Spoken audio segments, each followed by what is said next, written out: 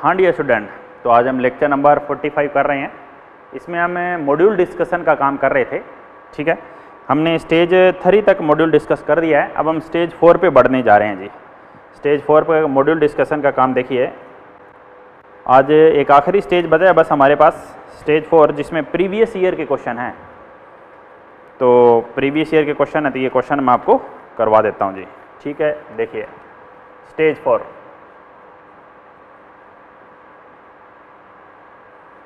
Stage 4 question number 1। Question 1 क्या कहता है? एक कण अपनी कुल यात्रा की आधी दूरी v1 से शेष आधी दूरी v2 से संपूर्ण यात्रा के दौरान इस कण की औसत चाल क्या होगी? एक कण है, वो आधी दूरी और बची हुई आधी दूरी, ये भी x है और ये भी x है। पहली आधी दूरी बोल दें v1 से और बची हुई आधी दूरी बोल दें v2 से चलती है। संपूर्ण यात्रा के दौरान कण की औसत चाल कितनी होगी? औसत चाल का ही सूत्र होता है जी 2v1 v2 upon v1 plus v2। कब होता है बताओ? ये जब दूरी बराबर हो, समय बराबर होता है तो फार्मूला होता था v1 प्लस v2/2, और जब दूरी बराबर है तो सूत्र होता है 2v1 v2 upon v1 plus v2। कौन सा answer? Second answer. Question number 2 क्या कहता है? जब एक पत्थर को h ऊंचाई से गिराया जाता है तो वह संवेग p से भूतल से टकराता है। यदि इस पत्थर को इस ऊंचाई 100% अधिक ऊंचाई से गिराया जाए तो भूतल को टकराते समय क्या होगा? देखो, एक ये स्थिति है जी, एक ये स्थिति है। पहले h है 100% ज़्यादा, मतलब 2h। यहाँ पर वेग मैं v1 बोल रहा हूँ और यहाँ पर वेग मैं v2 बोल रहा हूँ। ठीक है, संवेग में परिवर्तन कितना होगा? संवेग में प्रतिशत परिवर्तन, संवेग में p final minus p initial बटे में p इनिशियल गुणा 100। mv final mv initial upon में mv इनिशियल गुणा 100। m तो काट दीजिए, तो यहाँ पर क्या आएगा जी? v final by v initial minus 1 गुणा 100। ठीक है, पहले वेग था v1, इसको v इनिशियल नाम दिया जाता है, √2gh। ठीक है, v2 इसको v फाइनल का नाम दिया जाता है, √2g times of 2h। √2 common ले लो, √2 कॉमन पीछे क्या आएगा? 2gh, इसको क्या बोल दो? v1 बोल दो। v2 का मान क्या है? √2 टाइम्स ऑफ v1। फाइनल कितना आया जी? √2v1। इनिशियल कितना है जी? v1 माइनस 1 गुणा 100। √2 1.414 माइनस 1 गुणा 100, 0.414 गुणा 100, 41.4%। 41.4% का परिवर्तन आएगा। उत्तर 4, फोर्थ ऑप्शन। क्वेश्चन नंबर 3 देखिए क्या कहता है। क्वेश्चन नंबर 3, एक पत्थर मुक्त रूप से गुरुत्वाधीन गिरता है। पत्थर पहले 5 सेकंड में h1, अगले में h2 और अगले 5 में h3। पत्थर गिरता है जी। ठीक है, पहले 5 सेकंड में h1, अगले 5 में h2 और अगले 5 में h3। आरंभिक वेग 0 है और समय बराबर है, तो इनका अनुपात आपने पढ़ा ही होगा जी, h1 h2 h3 बराबर 1 3 5। आप इसको ऐसे लिख सकते हो, h1/1 h2/3 और h3/5। कौन सा option? Fourth option. Question number 4 क्या कहता है? देखो, एक कण इस प्रकार गति करता है कि उसके निर्देशांक xy है 2,3 मीटर, 2,3 मीटर है t बराबर 0 पर। t बराबर 5 सेकंड पर, t बराबर 5 सेकंड पे है जी 13,14। ठीक है, औसत वेग, विस्थापन, यहां से विस्थापन निकालना है जी हमें। विस्थापन, ये विस्थापन कैसे आता है पहले तो ये देखो। आप कहोगे बीच की स्थिति क्यों नहीं? विस्थापन हमेशा प्रथम स्थिति और अंतिम स्थिति पर निर्भर करता है, बीच की स्थिति लेने का कोई मतलब नहीं है। 13 - 2 11 आई, 14 माइनस 3 11J। औसत वेग आएगा जी विस्थापन बटा समय 11I प्लस 11J अपॉन समय कितना 5। कौन सा ऑप्शन? चौथा ऑप्शन। ठीक है जी। क्वेश्चन 5 पे जा रहे हैं जी।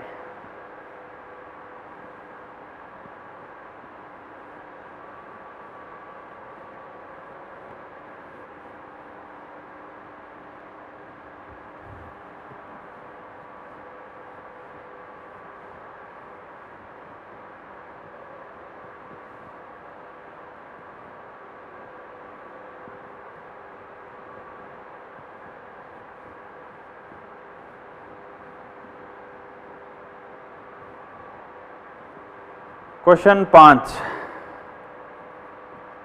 5 क्या कहता है देखो, एक जहाज 100 किलोमीटर प्रति घंटा की चाल से, अच्छा ये एक स्टैंडर्ड क्वेश्चन है जी, इसका फार्मूला बताता हूं मैं पहले तो आपको। भाई एक चाल मान लेते हैं आपको इधर दे रखी है, एक चाल आपको इधर दे रखी है, इधर थी VA, इधर आया तो माइनस का VA, इधर आएगा उनका सापेक्ष वेग,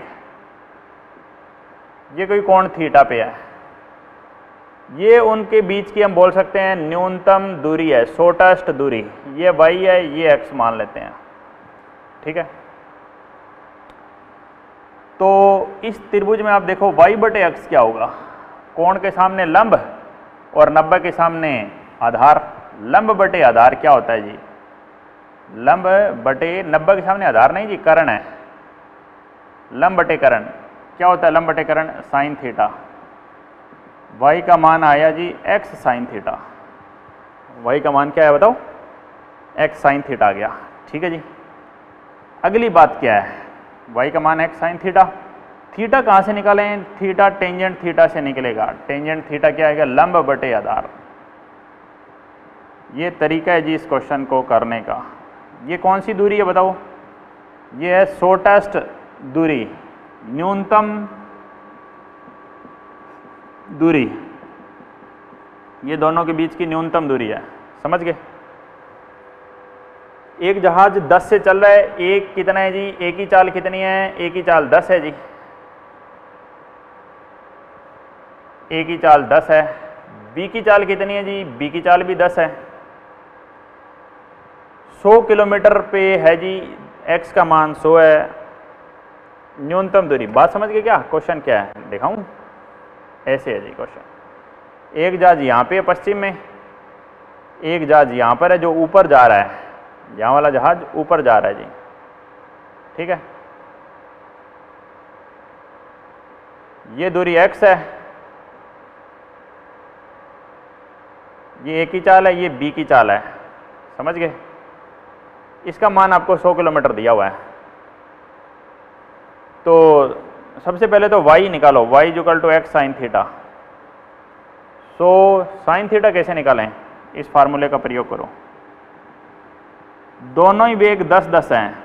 टेंजेंट थीटा 1 आएगा कब? जब थीटा कितना आ जाए? 45 डिग्री आ जाएगा। सो साइन 45, साइन 45 कितना? 1/√2 आया जी। समय क्या हुआ? समय आया जी दूरी बटे चाल, रिलेटिव 100/√2। सापेक्ष चाल कितनी आई जी? ये 10 है, ये 10 है, सापेक्ष चाल आई जी 10√2। 0 से 0 कट गया। 10 बटे में √2 को √2 से करेंगे 2, कितने घंटे आगे जी? 5 घंटे। समझ गए? ये क्वेश्चन 5 है। क्वेश्चन 6 देखिए, क्वेश्चन नंबर 6 क्या कहते हैं देखो। एकांक द्रव्यमान का कोई एक अविमीय गति करता हुआ कण है, उसका वेग दिया गया है जी b बराबर बीटा x की घात -2n, बीटा x की घात -2n। बीटा और n नियतांक है, x स्थिति है, कण के त्वरण का x फलन के रूप में लिखिए। dv/dx करिए, dv/dx। बीटा तो बीटा है, ऊपर वाली घात आगे आ गई और एक घात ऊपर से आपने कम कर दीजिए। a का मान आएगा जी v dv/dx। v कितना, बीटा एक्स की power minus 2n, dv by D x minus 2n beta x की पावर माइनस 2n माइनस 1। तो त्वरण कितना आया, माइनस 2n बीटा का स्क्वायर, माइनस 2n बीटा का स्क्वायर, x की घात 2 और 2 4n माइनस 1। समझ गए हो जी। क्वेश्चन 7 देख लीजिए कौन सा आंसर है। आंसर मैच करते रहें, 2n beta square 4n minus 1, third answer हो जाएगा जी। क्वेश्चन 7 क्या कहता है जी, क्वेश्चन 7 कहता है जी वेग का फार्मूला है जी v equal to 80 plus b t square, ये वेग का फार्मूला है। वेग होता क्या है जी, v होता है जी ds बाई डी टी। तो ds कैसे निकालेगा, v d t, ds is equal to v d t. ds का क्या आ जाएगा जी, s integration of v d t 80 plus b t square के साथ लगा दो जी d t, 80 plus b t square के साथ लगा दो जी डी टी। क्या आएगा बताओ, a टी डी टी मतलब टी स्क्वायर बाई 2, टी की पावर 3/3। कहाँ से कहाँ करना है, 1 से 2 सेकंड सीमा रखनी पड़ेगी जी, 1 से 2 सेकंड, 1 से 2 सेकंड सीमा रखनी आती है ना, उच्च सीमा माइनस निम्न सीमा। तो सबसे पहले तो मैं 2 रखने जा रहा हूँ, a/2 टी की जगह मैंने 2 रखा, b/3 टी की जगह मैंने 2 रखा, माइनस अब टी की जगह 1 रखो, 1 रखोगे तो क्या आएगा, a/2 b/3, 2 का स्क्वायर 4/2, 2 दूना 4 दूना 8/3, a/2 b/3। 2 इसमें से ये माइनस करो, 2 दूना 4a माइनस a, इसमें से ये माइनस करो, लघुत्तम ले लो जी 3, 8b माइनस b। तो अंतिम उत्तर क्या आया, 3a/2 7b/3, 3a/2 7b/3। ठीक है जी, ये 7 नंबर था।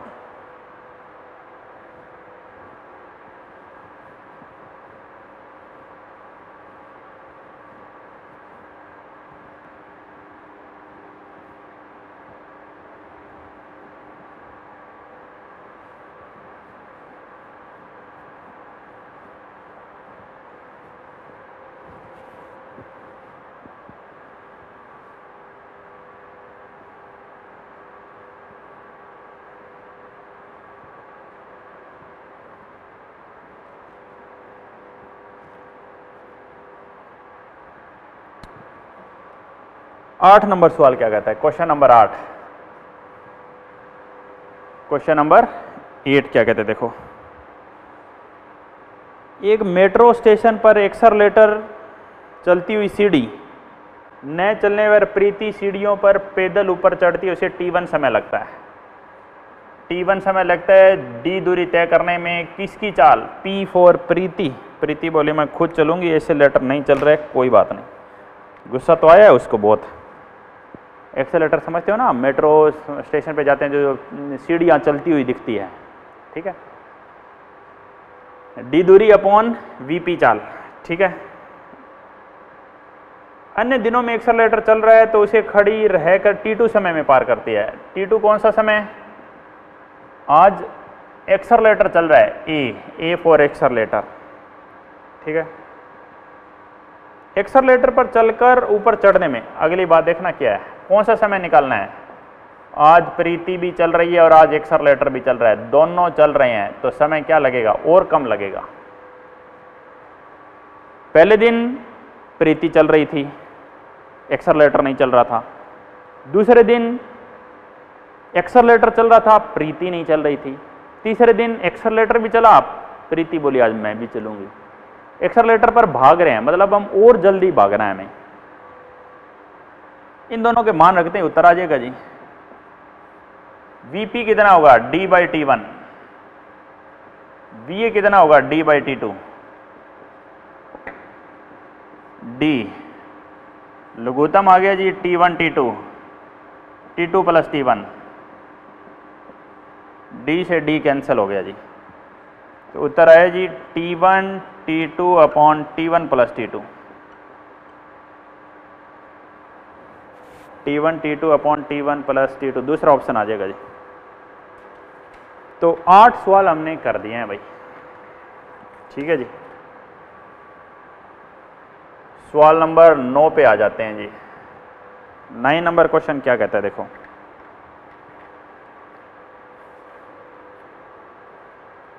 यदि किसी समय पर किसी कण के x और y निर्देशांक दिए गए हैं, x निर्देशांक कितना दिया गया जी 5t माइनस 2t स्क्वायर, और y निर्देशांक कितना दिया गया जी 10t, तो त्वरण बताना है जी 2 सेकंड पर। तो इसका तो त्वरण निकलेगा ही नहीं जी, इसका त्वरण तो कैसे निकलेगा, क्योंकि इसका वेग 0 है, तो पहले वेग निकाल के दिखाऊं, वेग नियत है dy/dt 10, t का कितना 1, कितना आया बताओ वेग 10, त्वरण कितना आया dv/dt, नियत का त्वरण क्या आया जी 0, y दिशा में त्वरण 0 आ गया जी।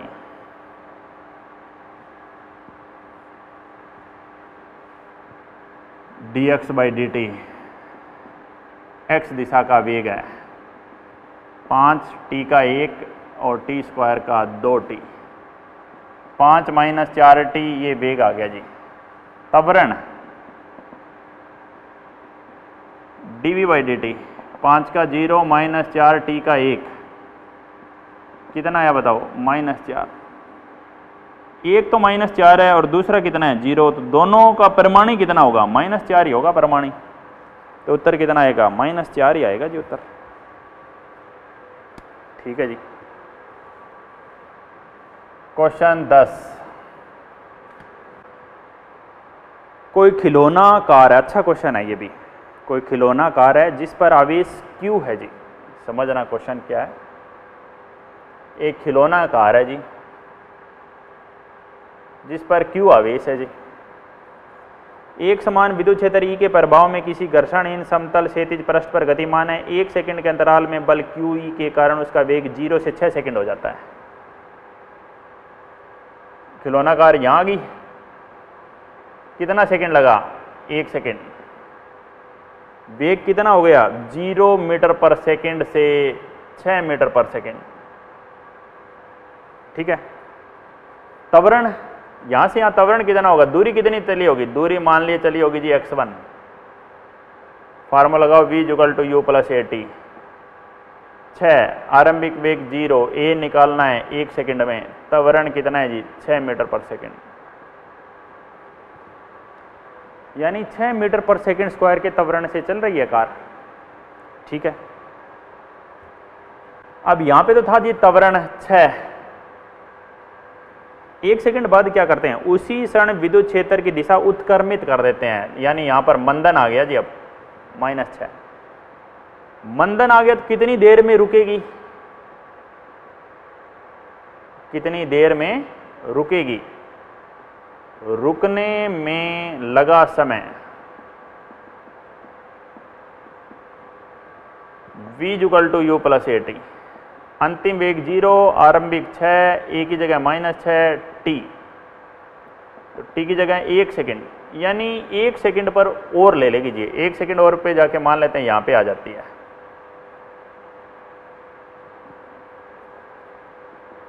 1 सेकंड और, 1 से 1 सेकंड और, यानी 2 सेकंड हो गए ना भाई, इसमें 1 जोड़ूंगा तो 2 सेकंड।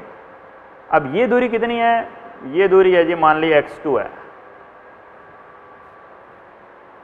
कितनी देर काम करना है 3 सेकंड काम करना है, 1 से 2 होने में यहाँ गया तो 2 से 3 होने में यहाँ आ जाएगा जी वापस।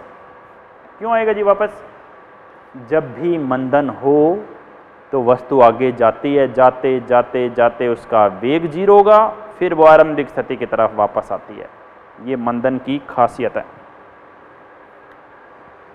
तो पहले मैं x1 निकाल देता हूँ जी, V square minus you square is equal to 2as, 6 का स्क्वायर 0, a की जगह 6, x1 का मान आया 36/12, 3 मीटर।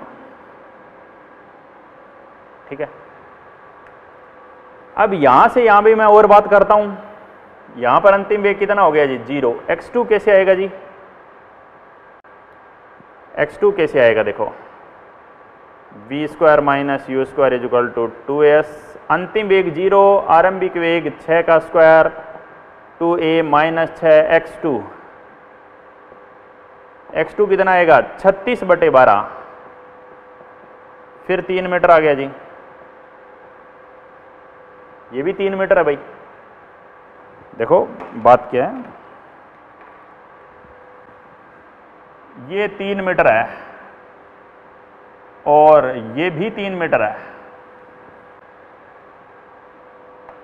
अब आगे की कहानी क्या है, अगले 1 सेकंड में 2 सेकंड खत्म हो गया है, आखिरी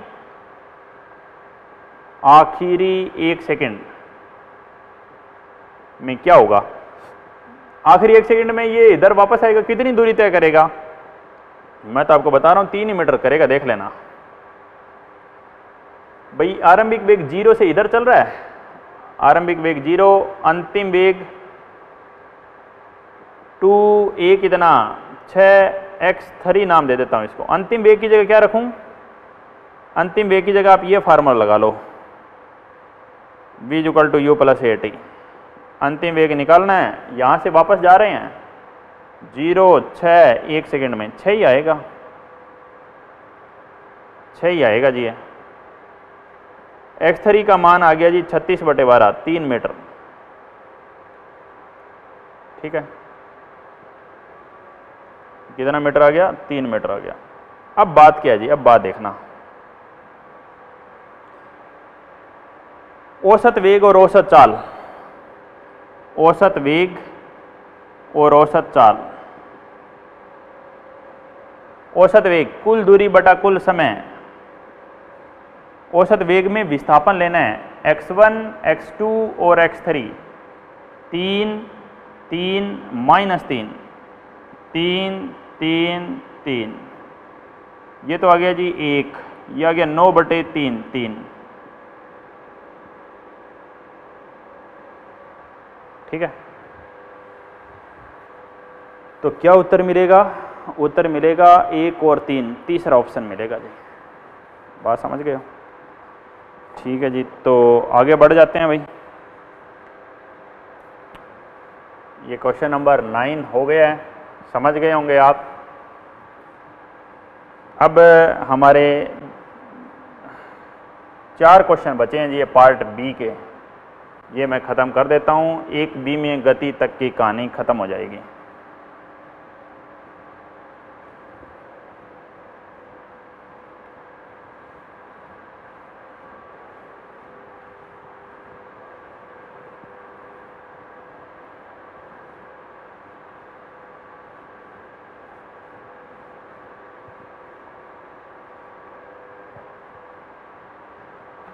एक बी में गति तक की कहानी खत्म हो जाएगी। अब ये पार्ट बी करने जा रहा हूं जी मैं। स्टेज 4,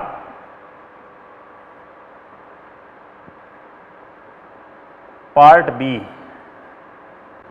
इंजीनियरिंग सेक्शन है ये। क्वेश्चन 1 कौन सा है ये, AIEEE और JEE वाला ये। ठीक है, तो क्वेश्चन क्या कहता है, क्वेश्चन कहता है जी 6.25 मीटर पर सेकंड की चाल से गतिमान एक वस्तु के मंदन की दर दी जाती है। कैसे दी जाती है जी, dV/dt बराबर -2.5 वर्गमूल v। आरंभिक चाल है तो वस्तु को विराम अवस्था में आने में कितना समय लगेगा। मंदन दे रहे हैं, मंदन, आप इसको ऐसे लिखो, dt को यहां लगा दो जी, समाकलन ले लीजिए। इसको ऐसा लिख दीजिए, लिख सकते हैं कि नहीं बताओ? वर्गमूल को ऊपर लाओगे, -2.5 को बाहर ले लीजिए। कहाँ से कहाँ है बताओ? चाल है जी 6.25 से अंतिम चाल क्या हो रही है? 0 हो रही है। ठीक है, ये dv ये साथ होता है हमेशा, dv साथ रहते हैं। समाकलन का रूल क्या है? जितनी घात ऊपर हो एक जोड़ दीजिए, जितनी घात ऊपर हो उसमें एक जोड़ दीजिए और ये लिमिट रख दीजिए। -2.5 dt का क्या हो जाएगा जी? t। तो इसको आप सोल्व करोगे तो क्या मिलने वाला है? v की घात -1/2 + 1 यानी v की घात 1/2 अपॉन में 1/2 -2.5 t। t का कोई मान दे रखा है क्या? t तो निकालना है जी, t ही निकालना है। ये 2 ऊपर आ गया जी, वर्गमूल v 6.25 से 0 -2.5 t। अपर लिमिट 0 रखो इसकी जगह, lower limit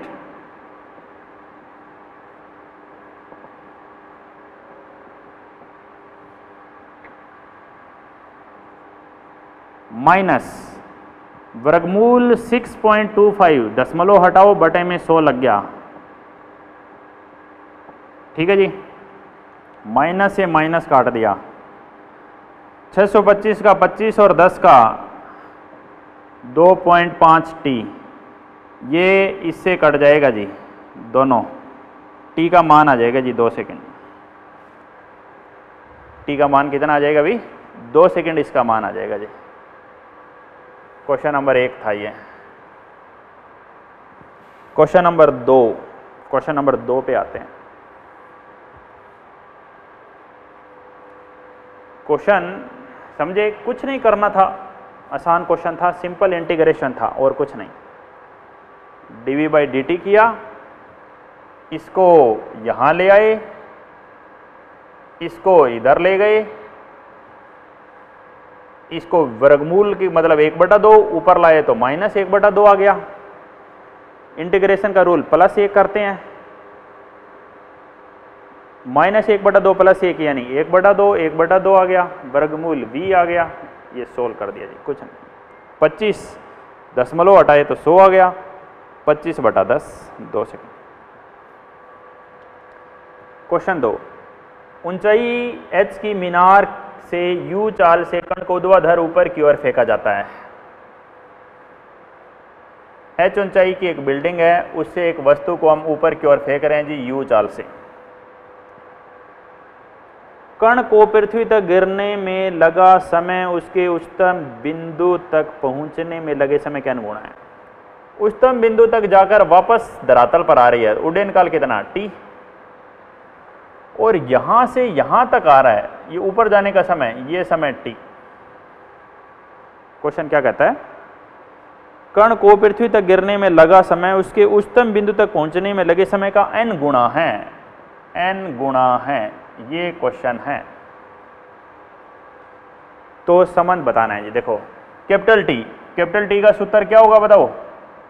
u plus root under u square plus 2gh upon g is equal to n T.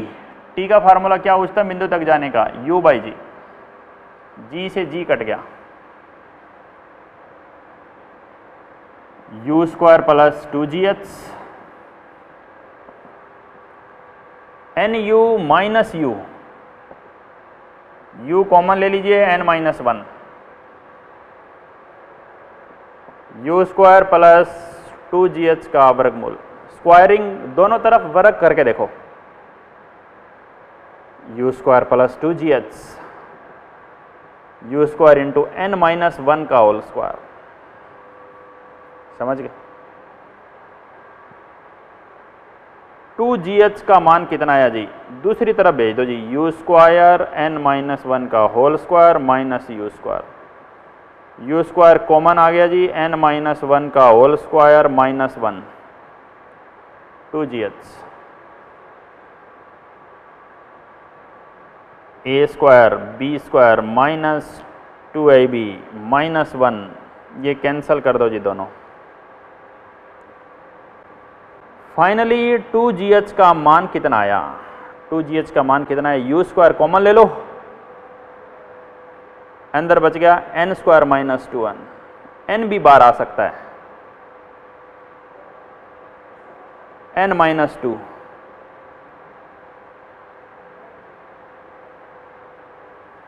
n U square n minus 2 equal to 2gh। First option आ जाएगा जी, आएगा भी first option, ठीक है। क्या था क्वेश्चन में?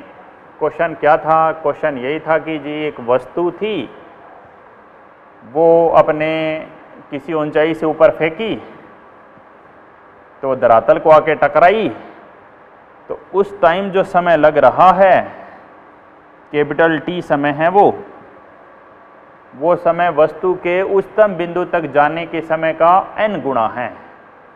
तो बस जिसको फार्मूले ध्यान है वो कर देगा जी क्वेश्चन, और जिसको फार्मूले नहीं आते हैं वो नहीं कर पाएगा। तो सबसे जरूरी है फार्मूले याद रखना, फार्मूले याद रखना सबसे ज़्यादा जरूरी है।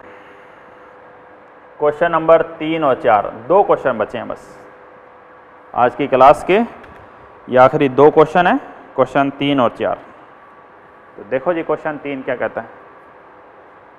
क्वेश्चन 3 कहता है 240 मीटर ऊंची चोटी के किनारे से 240 मीटर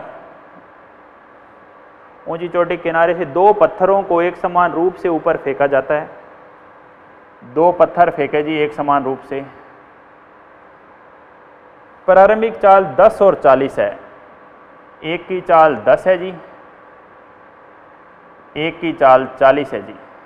इसकी चाल ज़्यादा है, ज़्यादा ऊपर तक जाएगा भाई, इसकी चाल कम है, थोड़े ऊपर तक जाता है ये तो वापस आने लग जाएगा, ये काफ़ी ऊपर जाके फिर वापस आएगा, ये कहानी है,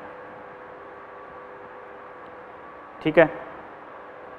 तो निम्नलिखित में से कौन सा ग्राफ पहले पत्थर के सापेक्ष दूसरे पत्थर की स्थिति के समय विचरण को दिखाता है? यानी हमें ग्राफ किस किस के बीच में बनाना है, ये देखिए। सबसे पहले तो हमें जो ग्राफ बनाना है ना जी, वो बनाना है समय के साथ, और यहाँ विस्थापन नहीं है, सापेक्ष विस्थापन है।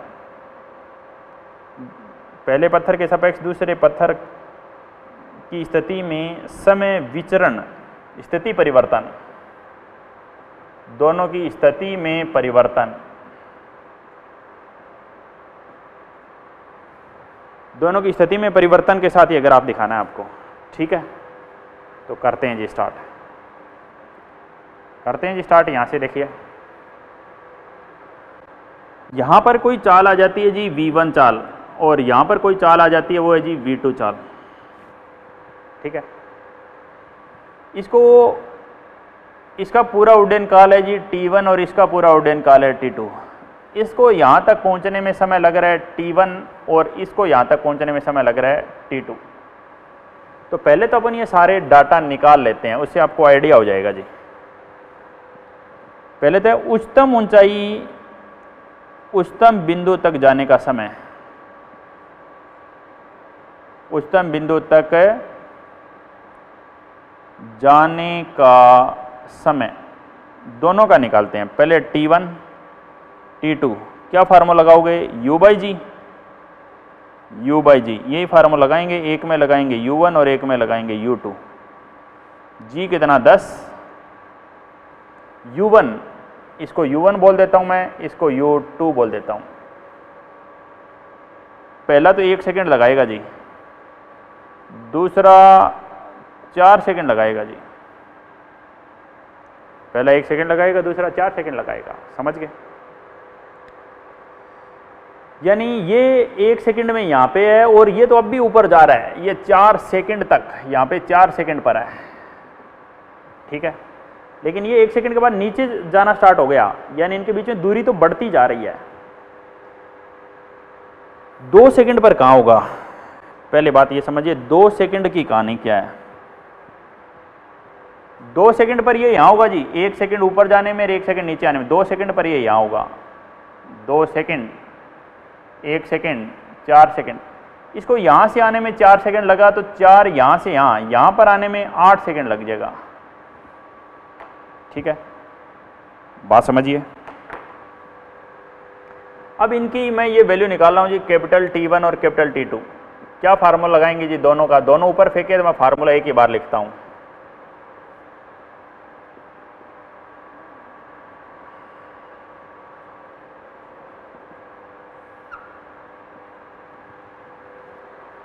U पहले में कितना है जी? 10, U स्क्वायर 100, 2G 10 और H 240, 24 दूनी 48 और 10 49, 100 का वर्गमूल 70, 70 और 10 80/10, 8 सेकेंड।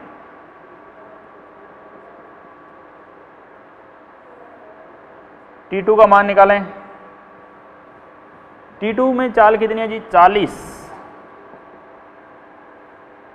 40 का स्क्वायर 1600, 2GH,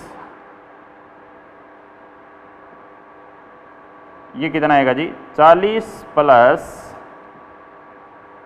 2400, 4800, 16 और 48 कितने होते हैं बताओ?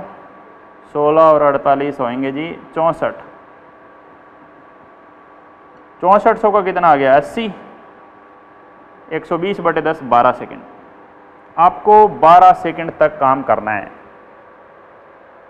4 सेकेंड, 8 सेकेंड, 12 सेकेंड, ऐसा ग्राफ बनाना है जी आपको। अब समझने वाली बात अब स्टार्ट होती है। अब मैंने सारे डाटा निकाल लिए हैं। 1 सेकेंड पर ये यहाँ है, दोनों साथ चले। 1 सेकेंड पर ये यहाँ है, लेकिन 1 सेकेंड पर ये तो ऊपर होगा ना जी, क्योंकि इसकी चाल ज़्यादा है। और 1 सेकेंड पर ये 4 सेकेंड पर उच्चतम बिंदु पर है, ये 1 सेकेंड बाद ये नीचे जाने लगे। 0 second, 1 second, 2 second, 3 second, 4 second, 5 second, 6 second, क्योंकि 8 सेकेंड तक, 8 सेकेंड में ये यहाँ है और ये यहाँ पे है, यानी 8 सेकेंड तक तो दूरी बढ़ती जा रही है। पहले को धरातल को टकराने में 8 सेकेंड लगते हैं, 1 सेकेंड पे यहाँ, 2 सेकेंड पे यहाँ, 8 सेकेंड पर यहाँ। ठीक है, बस एक आखिरी क्वेश्चन बचा है हमारा, ये मॉड्यूल खत्म हो जाएगा 1D का। 4 सेकेंड पर यहाँ है तो 8 सेकेंड पर ये यहाँ पर है जी। ठीक है जी, 8 सेकेंड तक दूरी बढ़ती जा रही है। अब 8 से 12 के बीच में देखो आप, 8 से 12 के बीच में 8 सेकेंड पर ये तो यहाँ टकरा गया और ये 8 सेकेंड पर यहाँ था। 8 से 12 के बीच में ये दूरी घटने लग गई है। ठीक है, ये दूरी घट रही है तो इसका ये अधिकतम दूरी कितनी थी जी? अधिकतम दूरी थी 240 मीटर। समझ गए? बस एक हमारा आखिरी क्वेश्चन हम करने जा रहे हैं। ठीक है, इंजीनियरिंग सेक्शन का एक आखिरी क्वेश्चन, क्वेश्चन नंबर 4। क्या क्वेश्चन है? इसी के बाद ये 1D का मॉड्यूल खत्म हो जाएगा। अगली क्लास में हम प्रोजेक्टाइल मोशन स्टार्ट करेंगे। आखिरी क्वेश्चन क्या है? दिए गए ग्राफ में एक स्थिति दर्शाई गई है, उस ग्राफ को कौन सा गलत है जी? 4 ग्राफ दे रखे हैं, देख लीजिए कौन सा गलत है। पहला ग्राफ है जी पोजीशन टाइम ग्राफ, विस्थापन समय ग्राफ। दूसरा है जी वेग समय ग्राफ।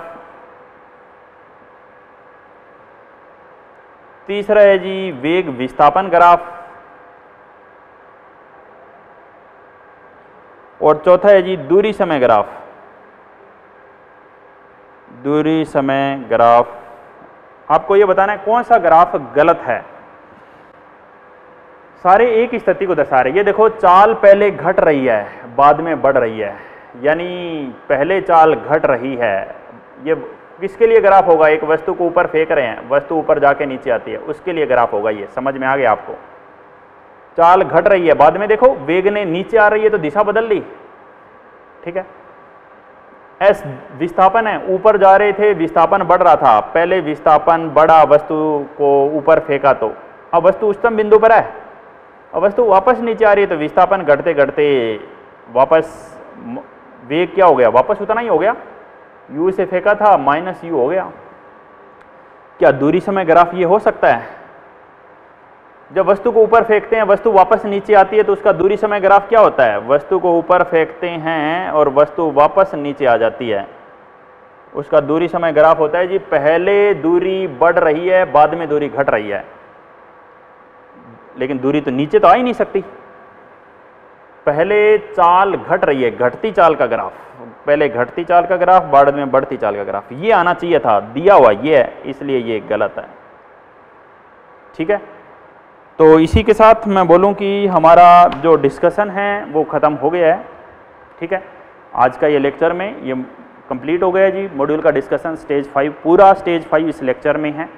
वेरी इंपॉर्टेंट, आप इसको ध्यान रखें। नेक्स्ट क्लास में हम नया लेसन स्टार्ट करेंगे। मिलते हैं जी नेक्स्ट क्लास में।